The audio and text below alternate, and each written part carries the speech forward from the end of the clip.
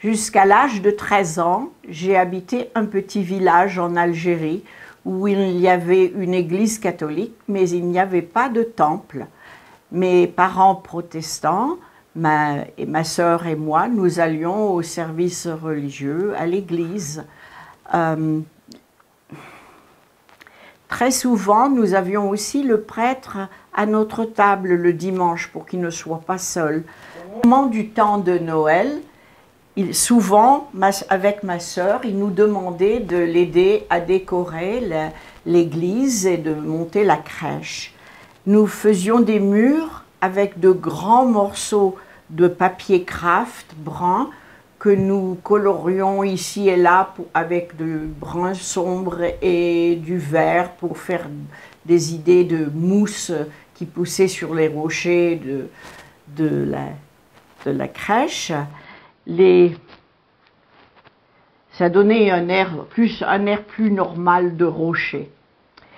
Le sol de la crèche était fait avec du carton sur lequel on avait collé de la paille et aussi quelques feuilles mortes pour bien montrer que c'était un endroit pas très extraordinaire.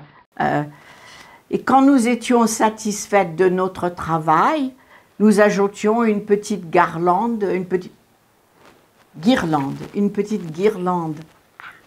de lampes pas très lumineuses et aussi et sans couleur.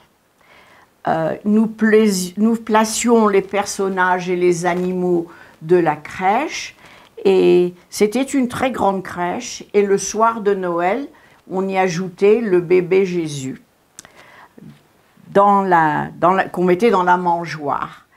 Il y avait aussi un ange qui était placé au-dessus sur un promontoire de rocher de papier qui formait un rocher et une étoile était suspendue au-dessus de tout cela. Nous étions tous très fiers de notre travail. La grotte était admirée par les paroissiens jusqu'à la fin du temps de Noël, après l'Épiphanie.